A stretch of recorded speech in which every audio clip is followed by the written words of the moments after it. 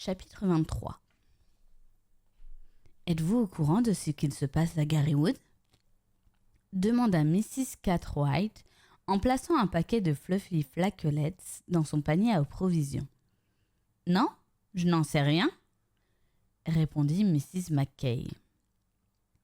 Les deux femmes venaient de se rencontrer dans le nouveau supermarché de Woodleigh Common. Il paraît que les arbres menacent de s'abattre. 2 forestiers sont arrivés ce matin en inspectant les bois sur la colline du côté du vieil arbre penché. Ils creusent autour des racines, paraît-il. C'est dommage. Ils vont tout saccager. Ils doivent connaître leur métier. Quelqu'un les a sans doute appelés. 2 policiers veillent à ce que personne n'approche de trop près tant qu'ils n'auront pas exactement localisé le danger. Je comprends, répondit Mrs. Mackay. Peut-être comprenait-elle. Elspeth n'avait pas besoin d'être beaucoup plus renseignée pour réaliser la gravité de la situation. Ariane Oliver ouvrit le télégramme qu'on venait de lui remettre à la porte de son amie. Elle était tellement habituée à recevoir des messages téléphoniques que la vue d'un vrai télégramme lui causa une forte émotion. Prière, emmenez Mrs. Butler et Miranda à votre appartement immédiatement, pas de temps à perdre. Important, voir docteur pour opération. Elle se rendit dans la cuisine où son amie préparait une gelée parfumée au coin. Judith, rangez vite quelques affaires dans une valise. Je rentre à Londres et vous m'accompagnez avec Miranda. C'est très gentil à vous de nous inviter, Ariane, mais j'ai trop de choses en train pour pouvoir m'absenter en ce moment. De toute manière, vous n'êtes pas obligé de vous sauver aussi rapidement. Je vous dis qu'il le faut. Je viens d'en être instruite. Par qui ? Votre femme de ménage ? Non. Il s'agit d'une des rares personnes auxquelles j'obéis sans discuter. Allons, dépêchez-vous. Mais c'est impossible. Il le faut. La voiture est prête. Je l'ai amenée devant la grille. Nous pouvons partir immédiatement. Dans ce cas, j'ai envie de laisser Miranda chez les Reynolds ou chez Rowena Drake. Miranda vient avec nous. Je vous en prie, c'est très sérieux. Ne perdons pas notre temps à discuter. Tenez, lisez. Elle tendit le télégramme à Mrs. Butler. Lorsque cette dernière en eut pris connaissance, elle s'enquit. Que signifie le mot « opération » ? C'est un mot de code pour dérouter d'éventuels indiscrets. Ariane, j'ai peur. Mrs. Oliver regarda son amie qui tremblait et trouva qu'elle ressemblait plus que jamais à Ondine, complètement détachée de la réalité. Songez, ma chère, que j'ai promis à Hercule Poirot de vous emmener lorsqu'il m'en donnerait l'ordre. L'heure est venue de le obéir sans discuter. Seigneur, quelle idée j'ai eue de venir m'installer dans ce village. Il est inutile de chercher à raisonner sur ce qui pousse les gens à choisir de s'implanter en un lieu plutôt qu'en un autre. S'avançant sur le seuil de la porte-fenêtre, Ariane appela. « Miranda, venez vite, nous partons pour Londres. » La fillette surgit. « Pour Londres ? Nous y allons en voiture, » expliqua sa mère. « Nous y verrons une pièce de théâtre et Mrs. Oliver essayera de nous obtenir des places pour un ballet. Cela vous plairait-il de voir un ballet ? » Énormément. Les yeux de la fillette brillèrent de joie. Mais d'abord, je dois aller dire au revoir à un ami. Nous partons dans un instant. Je ne serai pas longue, mamie. Elle disparut en courant. Qui sont les amis de Miranda ? Questionna Mrs. Oliver. Je ne sais pas, elle ne me confie jamais rien. J'ai néanmoins le sentiment que ses seuls vrais amis sont les oiseaux et les écureuils des bois. Je crois que ses compagnes de classe l'aiment beaucoup, mais elle ne recherche pas souvent leur compagnie et en invite très peu à prendre le thé à la maison. Je pense que sa meilleure camarade était Joyce Reynolds. Elle se confiait tous leurs secrets. Se levant, elle annonça. Ma foi, puisque votre décision est arrêtée, je ferais bien d'aller me préparer. Mais franchement, j'aurais souhaité ne pas être partie si vite. J'ai un tas de choses en train, cette gelée, par exemple. Inutile de discuter. Vous ne faites que nous retarder. Judith descendait chargée de 2 valises lorsque Miranda entra, tout essoufflée. « Nous ne mangeons pas, aujourd'hui ?» demanda-t-elle. En dépit de sa fragilité apparente, Miranda était une enfant comme les autres. « Nous nous arrêterons en route pour déjeuner, » répondit Mrs. Oliver. « Nous irons au Black Boy à Haversam, qui n'est qu'à 3/4 d'heure d'ici. Venez, Miranda. » Je n'aurai donc pas le loisir de prévenir Cathy que je ne l'accompagnerai pas au cinéma demain ? Peut-être pourrais-je lui téléphoner, mamie. Entendu, mais vite ! Miranda courut au salon tandis que les 2 femmes allaient placer les valises dans le coffre de la voiture. Lorsque Miranda les rejoignit, elle expliqua. « Elle n'était pas là, mais j'ai laissé un message pour elle. » Lorsqu'elles furent toutes 3 installées dans la voiture que conduisait Mrs. Oliver, Dudley Butler remarqua. « Cette décision précipitée est de la pure folie, Ariadne. Qu'est-ce qu'il se passe ? » Nous l'apprendrons en temps voulu. Je ne sais si c'est moi qui suis folle ou lui. Qui ça, lui ? Hercule Poirot. Dans un appartement londonien, 4 hommes faisaient cercle autour d'Hercule Poirot. Il y avait là l'inspecteur Timothy Raglan, affichant une mine de joueur de poker, comme celui arrivé lorsqu'il se trouvait en présence de ses supérieurs. Le superintendant Spencer, Alfred Richmond, le commissaire de police du comté, et un homme à la figure grave qui représentait le ministère public. L'un d'eux prit la parole. « Vous semblez sûr de ce que vous avancez, monsieur Poirot. »« J'en suis sûr, » affirma Poirot. « Lorsqu'un problème de cette sorte se pose, nous devons envisager toutes les explications possibles et les éliminer une à une jusqu'à ce que nous arrivions à la dernière qui est obligatoirement la bonne. Si vous me permettez un peu de scepticisme, je vous dirais que les mobiles que vous évoquez me paraissent plutôt compliqués.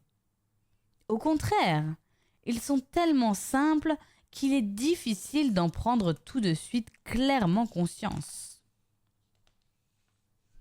Le gentleman du ministère public n'eut pas l'air très convaincu par la réponse. L'inspecteur Raglan intervint. « Nous aurons sous peu une preuve définitive. Naturellement, si notre petite expérience démontre que nous avons fait fausse route... » Ding dong dell, le chat n'est pas dans le puits, trancha Poirot. C'est bien cela. Vous admettez que cette hypothèse n'est enfin qu'une hypothèse. Non, l'évidence aurait dû nous frapper dès le début. Lorsqu'une jeune femme disparaît, il n'y a pas 36 solutions. Ou bien elle a suivi l'homme dont elle était amoureuse, ou bien elle est morte. Il y a d'autres points sur lesquels vous souhaitez attirer notre attention, monsieur Poirot ? Oui, je me suis mis en rapport avec une agence très réputée que je connais et qui est spécialisée dans les placements immobiliers aux Antilles, dans la mer Égée, l'Adriatique, la Méditerranée et autres sites ensoleillés où se ruent les millionnaires de ce monde. On m'a informé d'un achat récent qui, sans doute, vous intéressera. Quelqu'un demanda. « Vous croyez que cela expliquerait la situation ? » J'en suis certain. Je me figurais que la vente d'îles dans ce coin était interdite par le gouvernement intéressé. L'argent abat bien des barrières. Encore autre chose, monsieur Poirot? J'espère que, dans les 24 heures qui viennent, je serai en état de vous apporter la preuve qui vous convaincra. De quoi s'agit-il? D'un témoin oculaire. L'homme de loi eut l'air plus incrédule que jamais. Où se trouve ce témoin, à l'heure présente? J'ai des raisons de penser qu'il est en route pour Londres. Pourtant, vous semblez inquiet. C'est exact. J'ai agi de mon mieux pour contrôler la situation, mais je ne puis m'empêcher de craindre que mes mesures n'aient pas été assez efficaces. Voyez-vous, messieurs, nous avons affaire à quelqu'un d'une implacable cruauté, littéralement obsédé par une hantise de possession et atteint, du moins je le soupçonne, d'une certaine forme de démence. Sur ce point, il nous faudra avoir recours à des avis plus autorisés, remarqua l'homme de loi ironiquement. Il est évident que, pour le moment, nous n'avons qu'à attendre le rapport des forestiers. S'il est positif, nous pourrons alors progresser rapidement. Au cas où il s'avérerait négatif, force nous serait de repartir à zéro et d'étudier l'affaire sous un autre angle.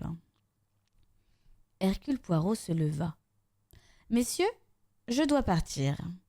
Vous ai tout appris de ce que je savais et de ce que je redoute. Je resterai en contact avec vous. » Chapitre 24. 1. Mrs. Oliver s'assit à une table située dans une encoignure de fenêtre du Black Boy et nota que la salle était presque vide. Elle n'en fut pas fâchée. Judith Butler, qui était allée se repoudrer, la rejoignit bientôt. « Quel est le plat préféré de Miranda ?» s'enquit l'écrivain en consultant le menu. « Le poulet rôti. »« Parfait. Et vous ?»« Je prendrai la même chose. » Mrs. Oliver commanda 3 portions de poulet et lorsque la serveuse se fut éloignée, elle observa pensivement son amie. « Pourquoi me regardez-vous ainsi ?» demanda cette dernière. « Je songeais qu'au fond, je sais bien peu de choses de vous. »« Cela ne pourrait-il être dit de tout le monde ?»« Parce qu'à votre avis, on ne connaît jamais à fond une personne ?»« N'est-ce pas exact ?»« Sans doute. » Elles se turent un moment, puis Judith remarqua. « Ils mettent longtemps à servir. » « Je crois que notre serveuse revient. » La jeune fille apportait en effet leur assiette. « Miranda tarde beaucoup. »« Elle est passée par ici en entrant. » Judith se leva d'un mouvement impatient. « Je vais la chercher. » Pensez-vous que le voyage en voiture l'ait incommodée ? C'est possible. Enfant, elle ne pouvait supporter ce genre de transport. Je vais voir si tout va bien. Quelques instants plus tard, Mrs. Butler revenait, seule. Elle n'est pas dans les toilettes, mais j'ai remarqué une porte latérale donnant sur l'extérieur. Peut-être est-elle en train d'observer un oiseau ou un animal. Miranda est ainsi. Pas le temps d'observer les oiseaux aujourd'hui. Nous devons bientôt reprendre la route. Allez l'appeler, Judith. Elspeth Mackay piqua soigneusement des saucisses avec une fourchette, les allongea dans un plat, allant au four et les rangea dans le frigidaire. Puis, comme elle commençait à éplucher des pommes de terre, la sonnerie du téléphone résonna. « Mrs. Mackay, sergent Goodwin à l'appareil. Pourrais-je parler à votre frère ?»« Il n'est pas encore revenu de Londres où il devait passer la journée. »« Je sais, je viens d'essayer de l'y joindre, mais on m'a appris qu'il était parti. Lorsqu'il rentrera, annoncez-lui que nous avons obtenu un résultat positif. »« Dois-je comprendre que vous avez trouvé un corps dans le puits ?» La nouvelle s'est déjà répandue à travers tout le village. De qui s'agit-il? La fille au père? Il semblerait. Pauvre gosse. S'est-elle jetée dans le puits? Ça m'étonnerait. Elle avait encore un couteau dans le dos. 3. Après que sa mère l'eut laissée aux toilettes, Miranda s'assura que personne ne venait. Alors, elle ouvrit doucement la porte latérale et traversa en courant le jardin jusqu'à un vieux hangar aménagé en garage. De l'intérieur, elle actionna un loquet et poussa un lourd battant qui ouvrait sur une allée étroite au bout de laquelle une voiture en stationnement attendait. Au volant, un homme barbu, aux sourcils grisonnants, lisait son journal. Miranda courut, ouvrit la portière, sauta près du conducteur et éclata de rire. « C'est que vous êtes drôle comme ça !»« Riez tout votre saoul, personne ne vous en empêchera. » Le moteur vrombit, suivit un moment la route, puis tourna à droite, à gauche, encore à droite, pour s'engager finalement sur une voie secondaire. « Nous ne sommes pas en retard, » remarqua soudain le conducteur. « Bientôt, je vous montrerai la hache à 2 tranchants comme elle doit être vue et aussi Kilterbury Down qui offre une vue splendide. » Un véhicule arriva sur eux en trombe et les frôla au passage. Le conducteur fit une embarquée qui le força à empiéter sur le bas-côté. « Ces jeunes idiots !» maugréa-t-il. Il avait remarqué que l'un des occupants de l'autre voiture portait une longue chevelure et de grosses lunettes teintées. Son compagnon aurait pu passer pour un Espagnol avec ses favoris noirs et touffus. « Vous ne croyez pas que Mummy va se faire du souci à mon sujet ?» interrogea brusquement Miranda.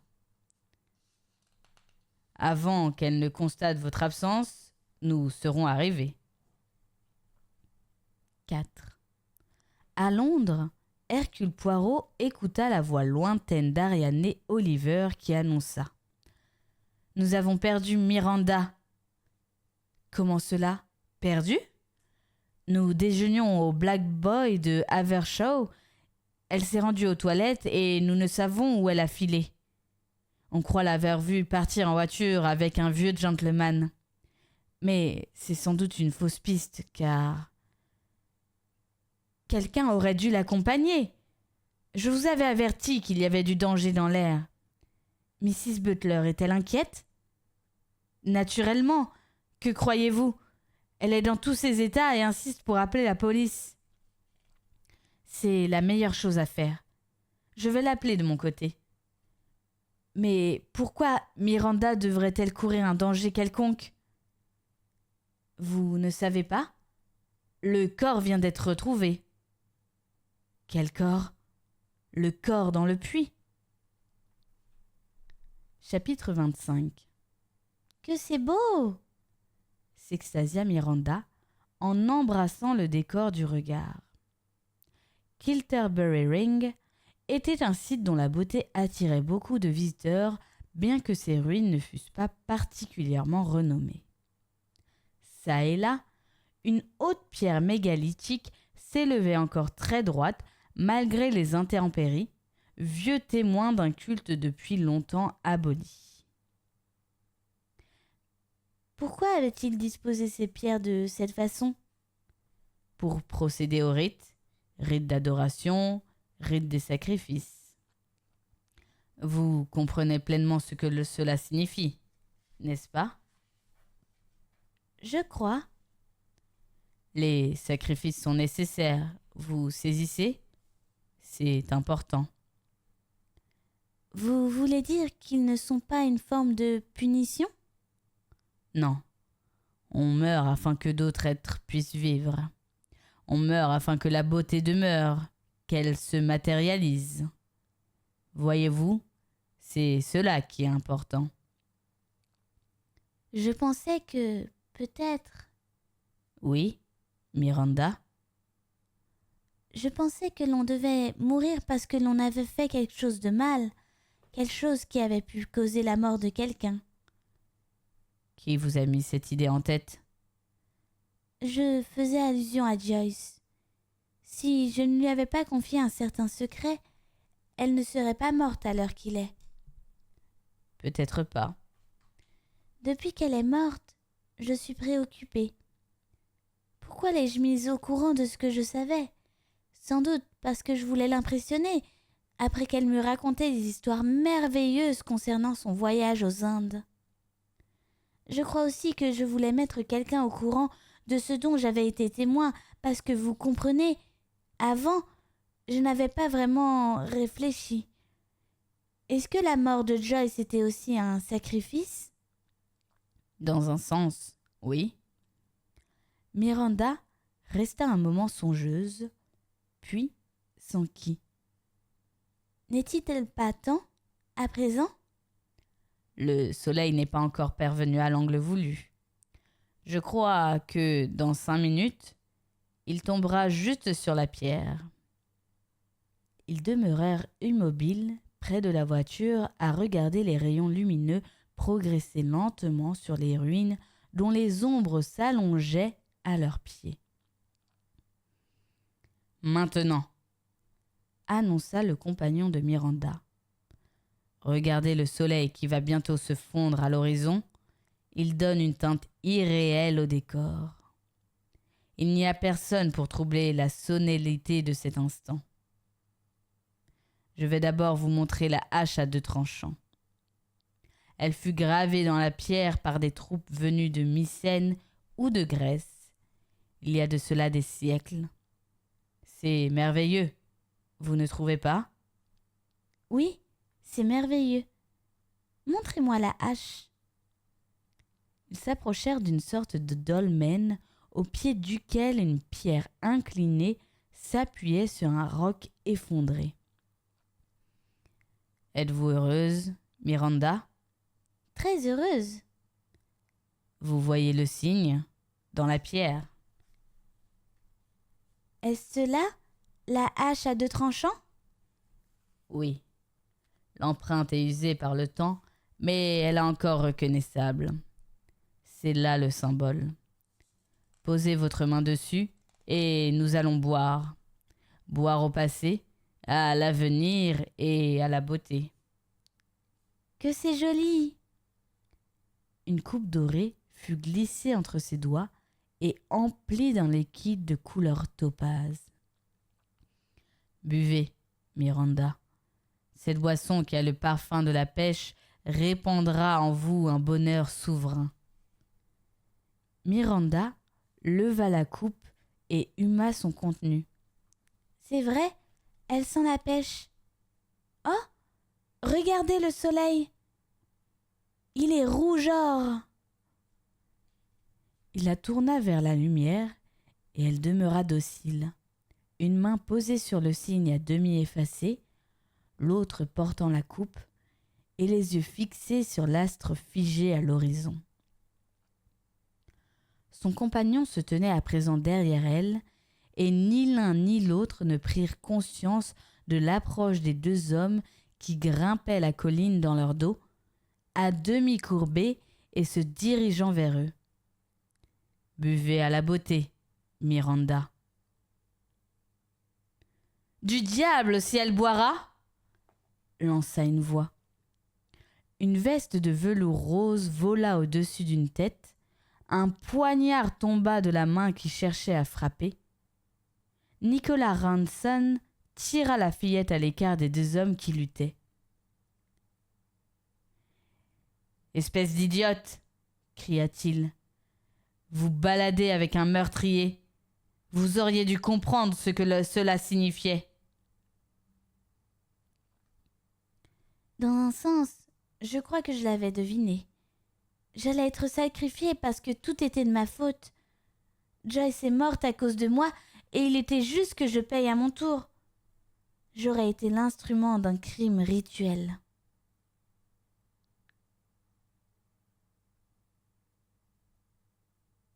Ne commencez pas à me raconter des balivernes sur ce sujet. On vient de trouver l'autre fille. Vous savez, l'étrangère qui a disparu il y a près de 2 ans. Tout le monde pensait qu'elle s'était enfuie après avoir falsifié un testament, mais son corps avait été jeté dans un puits. « Ah, Miranda !» poussa un cri déchirant. « Pas dans le puits au souhait, pas dans celui que je voulais tant retrouver. Je ne veux pas que ce soit dans mon puits.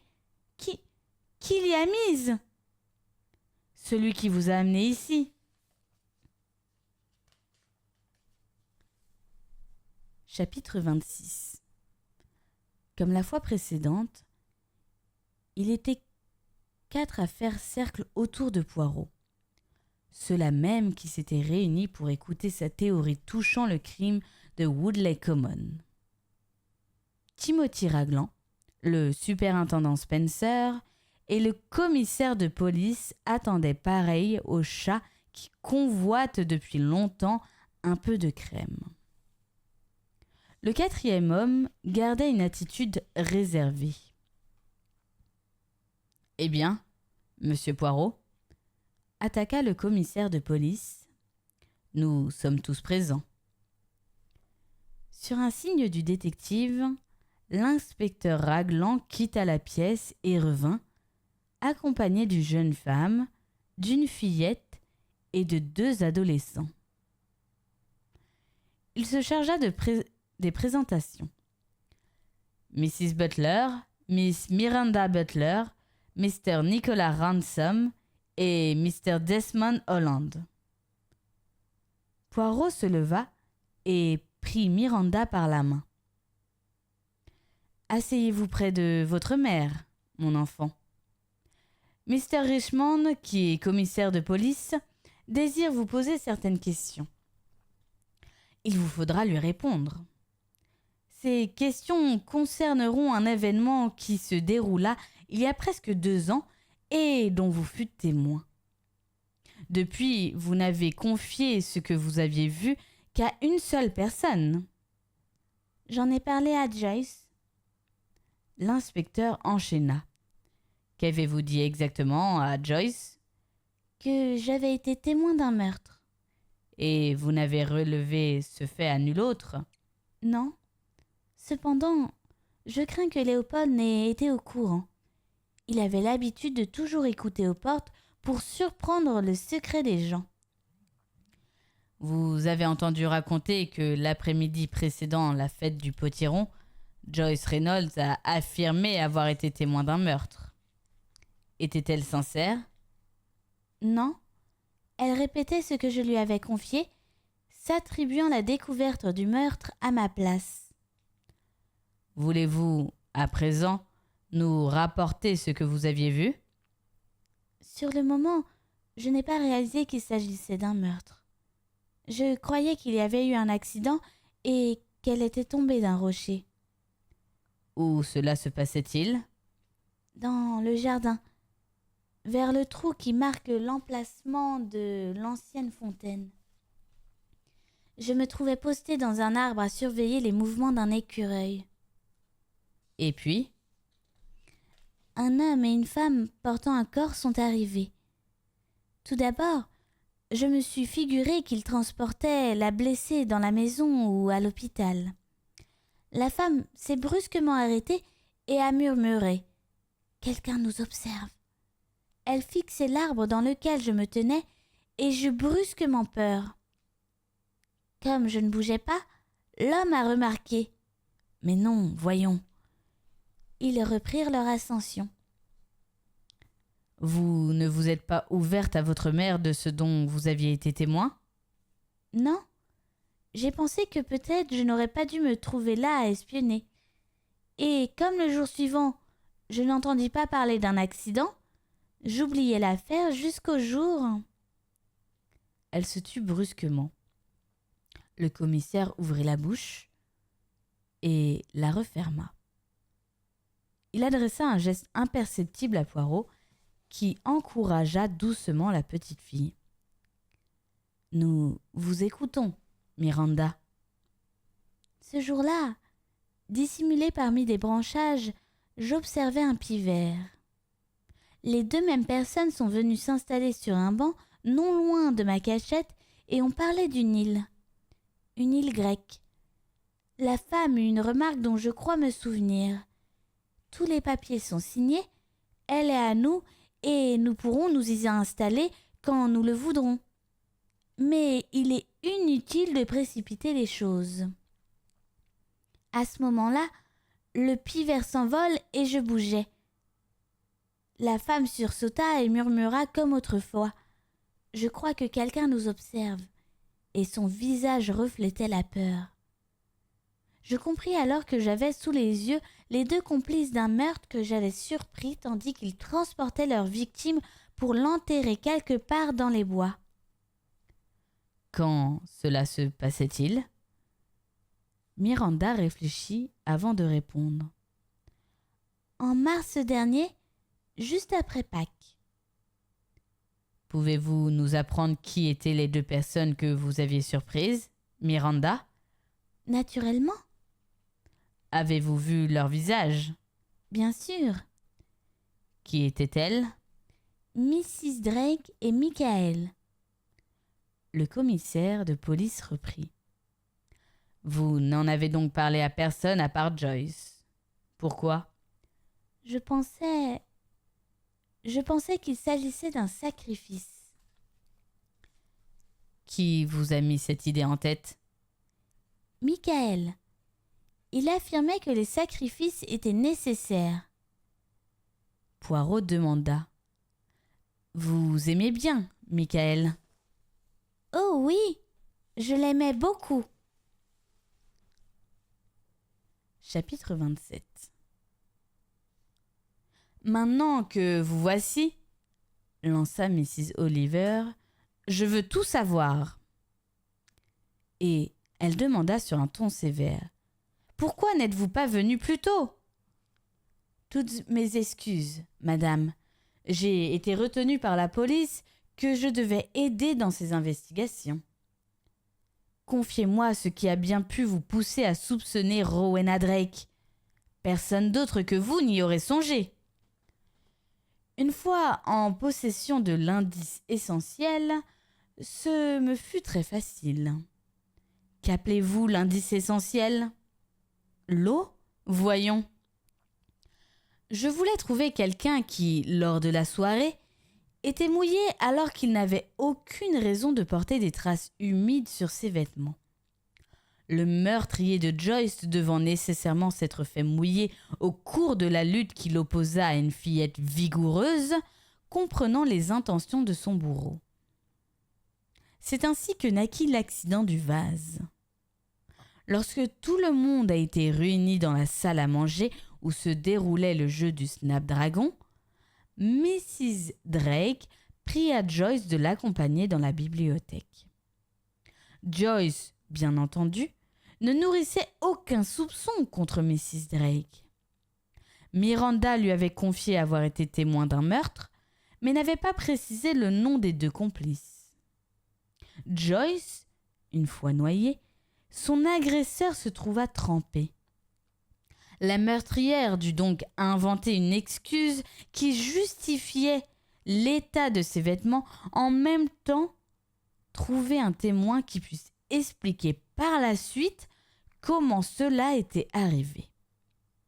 Elle se posta donc sur le petit palier avec un vase de fleurs très lourd et plein d'eau. Bientôt, Miss Whittaker sortit de la salle à manger et vit son hôtesse avancer en hésitant et laisser tomber le vase dont elle avait pris soin de recevoir le contenu sur le devant de sa robe. Elle descendit les marches en courant, tout en se plaignant d'avoir perdu son précieux vase, et après avoir donné à Miss Whittaker l'impression qu'elle avait vu ou cru voir quelqu'un ouvrant la porte de la bibliothèque. Joyce n'avait pas été témoin du meurtre, pourtant. Mrs. Drake l'ignorait, mais elle avait soupçonné quelqu'un de se trouver dans le jardin le jour où elle et son complice transportaient le corps de l'étrangère pour le jeter dans le puits. Quand avez-vous su que c'était Miranda et non Joyce qui les avait vus? Dès que la raison me força à me rendre à l'opinion générale affirmant que Joyce avait toujours été une petite menteuse. Je pensais donc à Miranda, la fillette qui passait de longues heures dans les bois de la carrière à observer les écureuils et les oiseaux et qui avait été, c'est elle-même qui me l'a appris, la meilleure amie de Joyce. Miranda ne se trouvant pas à la soirée, son amie sauta sur l'occasion pour parler d'un meurtre dont elle aurait été témoin des années plus tôt, cherchant sans doute à vous impressionner, madame, vous, le célèbre écrivain de romans policiers. Rowena Drake, murmura Mrs. Oliver. Tout de même, je n'arrive pas encore à le croire. Elle possédait toutes les qualités requises. Je me suis souvent demandé comment serait Lady Macbeth si elle devait se matérialiser. À présent, je crois que je le sais. Et Michael Garfield? Ils ne semblaient pas former un couple assorti, ces deux-là. Une association insolite, en effet. Lady Macbeth et Narcisse. Lady Macbeth? C'était une belle femme, très compétente dans son rôle d'administratrice. Une actrice de premier ordre. Vous auriez dû la voir se lamenter sur la mort du petit Léopold et verser des larmes intarissables dans un mouchoir sec. C'est infâme! Michael Garfield était-il amoureux d'elle? Je doute que Michael Garfield ait jamais aimé quelqu'un d'autre que lui-même. Il voulait de l'argent, beaucoup d'argent. Peut-être nourrait-il, au début, l'illusion que Mrs. Llewellyn Smith rédigerait un testament en sa faveur. La vieille dame n'était cependant pas le genre de personne à se laisser duper par les apparences. Mais, à propos, et la falsification? Je n'ai toujours pas compris ce qu'elle signifiait. J'admets qu'au début, c'était assez compliqué. Mais en y réfléchissant bien, tout devient très clair. Il suffit de revenir sur les événements passés. Le codicille affirmant que tous les biens de la vieille dame devaient revenir à l'étrangère avait été si mal rédigé que n'importe quel notaire aurait flairé le piège en l'examinant d'un peu près. Il devait donc être contesté et, après le verdict des experts, annulé. Le dernier testament de la vieille dame redevenait valable. Comme Mr. Drake était mort depuis peu, sa femme demeurait l'unique héritière de sa riche parente. Vous oubliez le codicille dont parle Mrs. Lehman? Je suppose que Mrs. Llewellyn Smith découvrit que sa nièce et son paysagiste étaient amants, probablement avec la mort d'Hugo, et que dans la colère que lui causa cette découverte, elle écrivit un codicille qui faisait de sa jeune fille au père sa légataire universelle. Cette dernière apprit vraisemblablement la nouvelle à Michael qu'elle espérait épouser. Je croyais que c'était le jeune ferrier qu'elle voulait épouser. C'était là une hypothèse qui me fut soufflée par Michael. Personne ne me l'a confirmé. Mais s'il savait que la vieille dame avait écrit un codicille, pourquoi n'épousait-il pas Olga qui allait hériter de tout? Parce qu'il prévoyait que la loi refuserait de reconnaître l'étrangère comme légataire universelle. Il existe une expression « suggérer un testament ». Mrs. Llewellyn Smith n'était plus très jeune, sa santé s'altérait, et préalablement elle avait écrit plusieurs testaments qui favorisaient ses proches, ses amis, quelques œuvres de charité, enfin le genre de document raisonnable, toujours reconnu légal par les tribunaux. Cette étrangère arrive et, sans avoir le moindre droit sur la fortune de sa patronne, prétend être son héritière. Le codicille, même authentique, aurait été difficilement enregistré. Je doute, de plus, qu'Olga serait laissée influencer pour acheter une île grecque. Pour elle, Michael était le futur mari qui lui permettrait de demeurer en Angleterre. Rien de plus. Et Rowena Drake? Elle, c'était différent. Elle était folle du paysagiste. Son mari avait été longtemps un invalide et bien qu'elle ne fût plus très jeune, elle possédait un caractère passionné. Un jour, elle rencontra un garçon d'une grande beauté, tomba éperdument amoureuse de lui. De son côté, Michael Garfield, pour réaliser ses rêves extraordinaires, avait besoin d'argent, d'énormément d'argent. Quant à l'amour, il était Narcisse.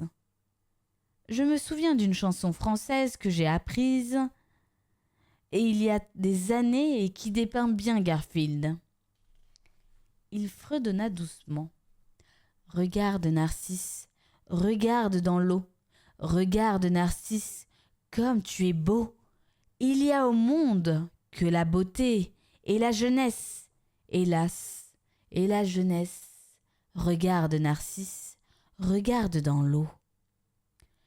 Mrs. Oliver déclara outrée. Je ne puis croire, je ne puis vraiment croire que quelqu'un soit prêt à commettre de tels crimes pour réaliser son rêve de créer un jardin sur une île grecque. Vraiment ? C'est pourtant bien ce qui devait arriver. Garfield avait commencé par réaliser des jardins modestes, puis Carrywood, et brusquement, il envisagea de posséder toute une île et d'en faire un modèle de beauté. Rowena Drake et sa passion devaient lui servir à atteindre son but. Il voulait son île même au prix de s'embarrasser d'une femme autoritaire et dure. Les accidents arrivent. Je n'aurais pas été surpris qu'un jour, Mrs. Drake disparût à son tour. Un meurtre de plus ? Eh oui, tout a débuté très simplement. Il fallait qu'Olga meure parce qu'elle était au courant de l'existence d'un codicille. Morte, elle allait servir de bouc émissaire, méprisée et accusée d'avoir commis un faux. Le codicille authentique n'ayant pu être découvert dans la cachette que lui avait ménagée Mrs. Llewellyn Smith, Leslie Ferrier reçut de l'argent pour en écrire un nouveau tellement mal imité que les notaires comprirent tout de suite qu'il y avait supercherie. Cela scella l'arrêt de mort du garçon. Je compris assez vite que Ferrier n'avait pas dû avoir d'aventure avec Olga, une suggestion encore de Michael Garfield, et que l'argent trouvé à son compte en banque devait provenir du paysagiste. Au contraire, Garfield cherchait à capter l'affection d'Olga, conseillant à la jeune fille de taire leur liaison à quiconque et en particulier à sa maîtresse. Tout en faisant de vagues promesses de mariage à l'étrangère, il décidait froidement qu'elle serait la victime dont Mrs. Drake et lui auraient besoin si l'argent lui revenait. Il n'était pas nécessaire qu'Olga fût accusée d'avoir falsifié le codicille, ni qu'elle fût poursuivie en justice. Il suffisait qu'on la soupçonne d'avoir forgé le document. Les soupçons ne manquèrent pas de pleuvoir sur elle. Ne savait-on pas dans le village que Mrs. Llewellyn Smith avait pour habitude de lui dicter son courrier en l'incitant à imiter son écriture et même sa signature ? Sa disparition soudaine devait d'ailleurs confirmer l'opinion publique. Pour tout le monde, elle s'était enfuie, sa supercherie découverte. Donc, au moment jugé opportun, Olga Seminoff mourut. Quant à Leslie Ferrier, On pensa qu'il avait été attaqué par un gang de voyous auquel il était associé ou puni par une femme jalouse qui voulait se venger de ses infidélités. Mais le couteau trouvé dans le puits avec le corps d'Olga était l'arme qui lui avait infligé des blessures mortelles. Je me doutais que le corps d'Olga devait être caché dans le voisinage, mais je n'avais aucun indice pouvant me guider jusqu'au moment où Miranda prit à Michael Garfield de la mener au puits condamné et qu'il refusa. Un peu plus tôt, lorsque je demandais à Mrs. Goodbody où, à son avis, avait disparu l'étrangère, elle me répondit « Ding dong bell, le chat est dans le puits ». Je sus alors avec certitude que le corps d'Olga était au fond du puits aux souhaits. Je découvris l'emplacement que je cherchais à proximité du cottage de Garfield et je pensais que Miranda avait pu surprendre, caché dans les bois, soit le meurtre, soit le transport du cadavre. Mrs. Drake et Michael se doutèrent que quelqu'un les avait épiés, mais comme rien ne vint confirmer leurs soupçons, ils se sentèrent rassurés. Ils échafaudèrent des projets sans se presser. Mrs. Drake commença à répandre la rumeur de son prochain départ de Woodleigh Common, où trop de souvenirs se rattachant à son défunt époux lui pesaient. Tout marchait au mieux jusqu'au jour où Joyce annonça avoir été témoin d'un meurtre. Mrs. Drake crut alors qu'elle et Michael avaient été surpris pendant qu'ils transportaient le corps de leur victime dans leur bois.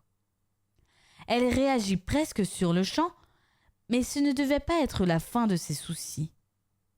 Le jeune Léopold décida brusquement de faire ses débuts dans le chantage. Il est impossible de préciser ce qu'il savait au juste. Peut-être les deux complices le crurent-ils plus instruits qu'ils ne l'étaient. Toutefois, ces incessantes demandes d'argent ne pouvaient durer. Donc, Léopold mourut à son tour. « Je comprends que vous ayez suspecté Mrs. Drake à cause de l'incident concernant l'eau, mais comment êtes-vous venu à soupçonner aussi Garfield ? La dernière fois que j'eus un entretien avec lui, au milieu de ces bois, il me dit quelque chose qui me força à beaucoup réfléchir. « Retire-toi, Satan, retournez auprès de vos amis policiers. » Je réalisais brusquement que ce devait être tout le contraire. Je me suis dit « Je vous laisse derrière moi, Satan. » Un Satan, jeune et beau, qui aimait la beauté née de son imagination et de ses mains. Pour servir son ambition, il aurait tout sacrifié. Je crois qu'à sa façon, il aimait Miranda et pourtant, il était prêt à la tuer pour sauvegarder sa sécurité. Il apporta un soin méticuleux à mettre au point la manière dont elle devrait mourir, changea sa mort en un sacrifice rituel et prépara sa victime à se prêter aux préliminaires. Elle devait le prévenir au cas où elle quittait Woodleigh Common et il lui donna rendez-vous au pub Black Boy où vous aviez décidé de déjeuner, mesdames.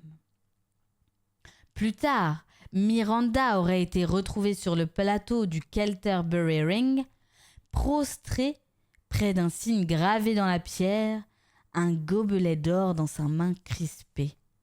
« Un fou allié !» lança Mrs. Butler.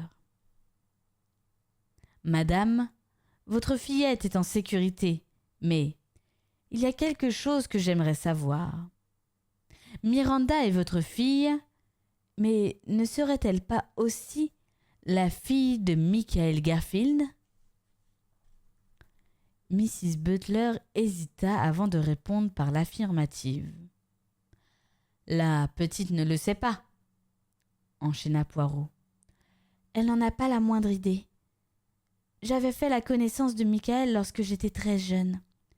Je tombais éperdument amoureuse de lui, bien que j'en ai toujours eu peur. » « Peur ? Oui, Je ne saurais vous expliquer pourquoi. Il ne me fit aucun mal, et pourtant il me terrorisait. Sa gentillesse dissimulait une dureté et une cruauté implacables. Je redoutais même sa passion pour la beauté et son désir de création. Je lui cachais que j'attendais un enfant de lui et je le quittais. Après la naissance de Miranda, j'inventais la tragédie d'un mari pilote mort dans un accident pour que les gens ne me posent pas trop de questions. Je changeais de domicile assez souvent et arrivais à Woodleigh Common plus ou moins par hasard. Je m'étais mise en contact avec quelques personnes de Medchester qui me trouvèrent un emploi de secrétaire. Et puis, un jour, Michael arriva.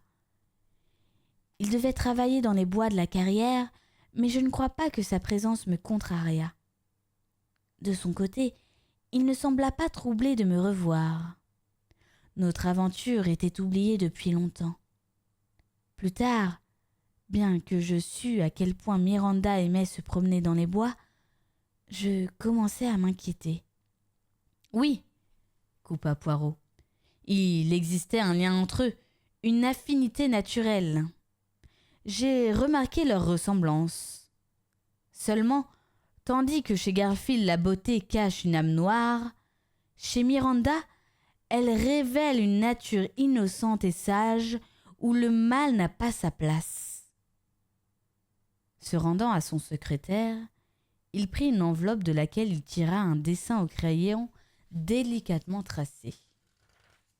« Votre fille » annonça-t-il en tendant le portrait.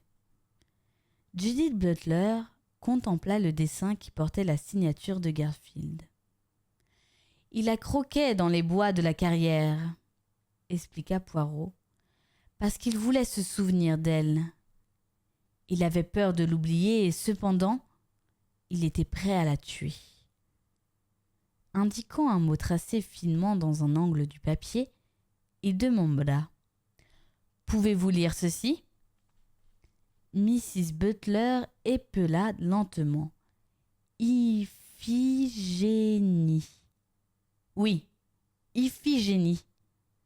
Agamemnon sacrifia sa fille dans l'espoir d'obtenir les vents favorables qui pousseraient ses navires vers Troie.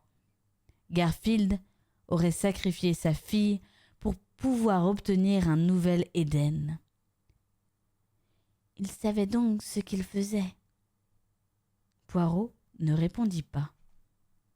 Dans son esprit se dressa l'image d'un jeune homme d'une beauté exceptionnelle, étendu auprès d'une pierre mégalithique, marquée d'une hache à 2 tranchants et tenant encore entre ses doigts raidis la coupe dorée qu'il avait saisie et portée à ses lèvres lorsque le destin était intervenu pour sauver sa victime et le livrer à la justice. Poirot se pencha sur la main de Judith Butler et la baisa. « Au revoir, madame. Rappelez-moi au souvenir de votre fille. » Elle se rappellera toujours celui à qui elle le doit tant. Certains souvenirs doivent être ensevelis et oubliés. S'approchant de Mrs. Oliver, il conclut. « Bonsoir, chère madame. Lady Magness et Narcisse. Ce fut extrêmement intéressant. Je tiens à vous remercier de l'avoir signalé à mon attention. » « C'est cela, » protesta Mrs. Oliver, indignée, rejetée en la responsabilité sur moi, comme toujours.